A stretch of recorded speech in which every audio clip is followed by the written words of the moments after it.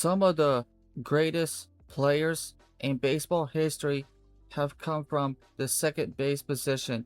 While second basemen don't always get the same attention as power hitting first basemen or flashy shortstops, the position has produced some of the most complete players the game has ever seen. A great second baseman has to do a little bit of everything. They need quick hands, smooth footwork around the double play, strong defensive instincts, and enough offense to make an impact at the plate. Throughout MLB history, a handful of players mastered every aspect of the position and left behind legendary careers. Starting off this list at number 10 is Charlie Gehringer, nicknamed the Mechanical Man because of his consistency and reliability. Charlie Gehringer was one of the most dependable players of his era. He spent his entire career with Detroit Tigers and was a major reason they became one of the American League's best teams during the 1930s. Gehringer wasn't flashy, but he was very effective. He finished with a 320 career batting average, collected over 2,800 hits, and won the American League MVP in 1937. Defensively, he was one of the finest fielding second basemen of his generation, making difficult plays look routine. His combination of elite defense, excellent contact hitting, and consistency earns him the 10th spot on this list. Coming in at number 9 is Craig Biggio. Few players were as versatile or durable as Craig Biggio throughout his remarkable 20-year career with the Houston Astros. He actually began his major league career as a catcher before moving to second base, and he even spent time in the outfield later in his career. No matter where he played, Craig Biggio found ways to make an impact, finishing with over 3,000 career hits, more than 400 stolen bases, and over 1,800 runs scored. He combined speed, power, patience, and toughness into one complete package. Biggio was also a 7-time All-Star and became one of the most respected leaders in Astros history.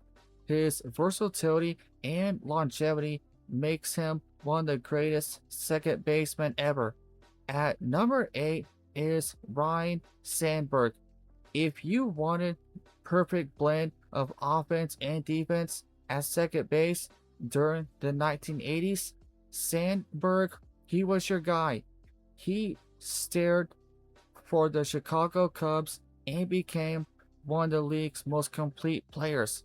Sandberg wasn't just a Gold Glove defender, he could also hit for power, something that wasn't very common for second basemen at the time.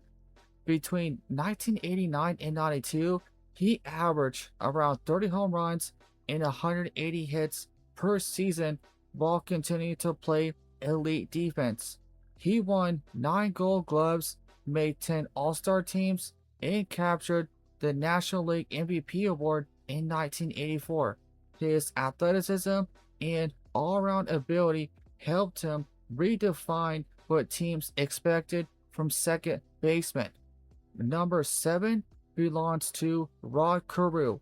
Although he played first base later in his career, Rod Carew spent the majority of his prime years at second base and established himself as one of the greatest pure hitters baseball has ever seen. Watching Carew hit was like watching an artist at work.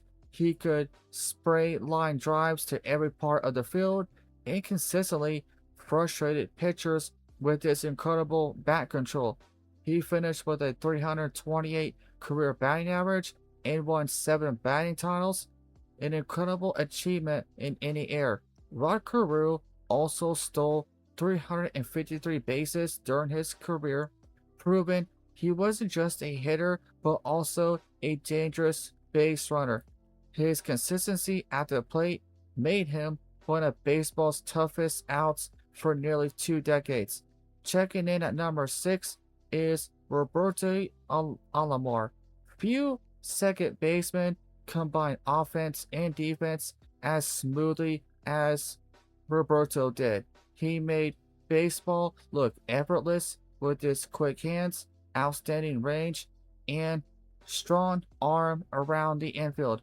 Alomar won 10 gold gloves, proving year after year that he was among the best defensive players in baseball. Offensively, he hit over 300 for his career, stole bases, hit for gap power, and delivered countless clutch hits throughout the postseason.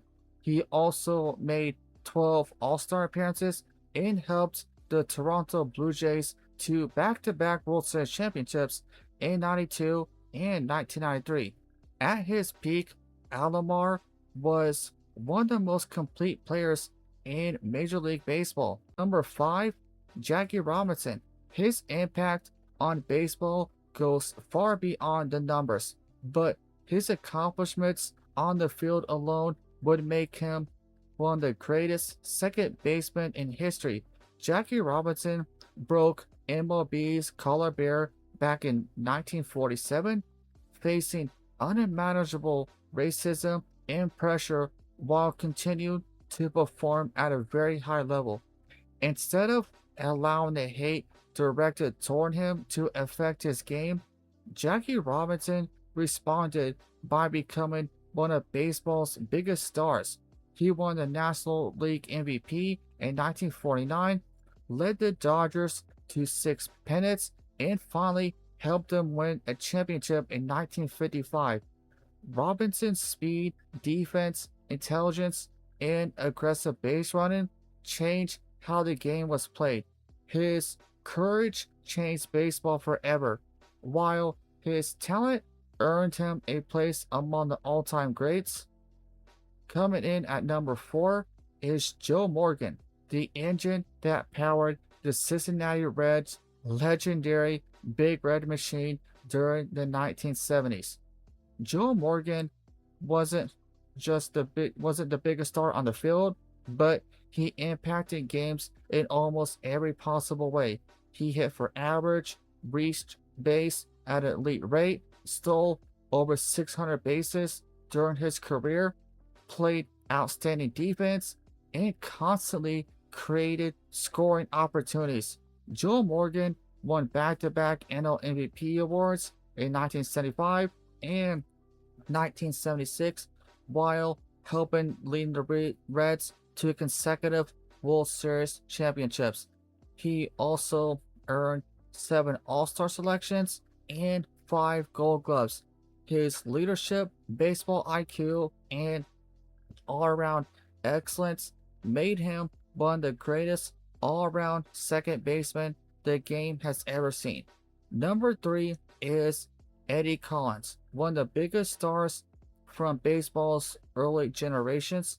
Collins was the definition of a complete player. Offensively, he finished with a 333 career batting average and over 3,300 hits while leading the league in stolen bases 4 separate seasons. Defensively, he possessed outstanding instincts and great range, making him one of the best fielders of his era. Collins also won 6 World Series championships and was a central figure on several championship teams. His remarkable consistency over a long career helped establish him as one of the greatest players in baseball history, regardless of the position. Taking the number 2 spot is Nap LaPaul. I think that's how you pronounce it.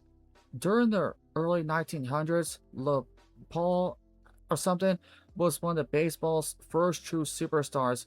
He was an incredible hitter who combined average with surprising power for his era, finishing his career with a remarkable 338 batting average and won 3 batting titles.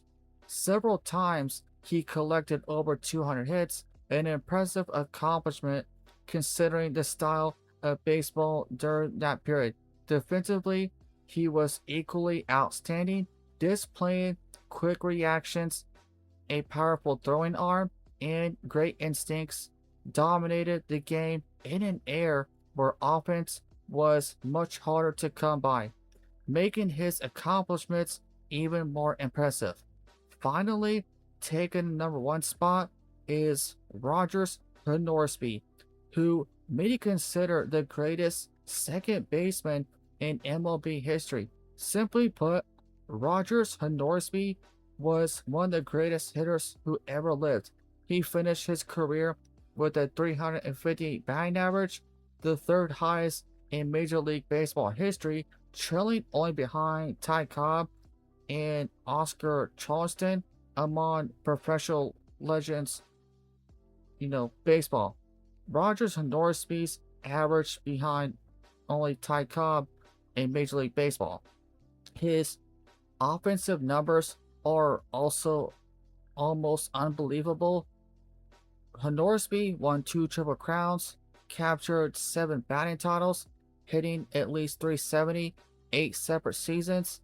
During his peak, he dominated opposing pitchers unlike almost anyone before or since. While his personality could sometimes create conflict with teammates and managers, there was no denying his incredible talent. Every time he stepped into the batter's box, he was a threat to do something special. His unmatched offensive production from the second base position is why he earns the top spot on this list. So that'll be it for this video. Leave a comment, tell me what you think. I much appreciate it if you click the like button. Thank you for watching. Also, I do want to add, I'm sorry for the way I was talking. Sorry about all the stuttering at the end there. I apologize.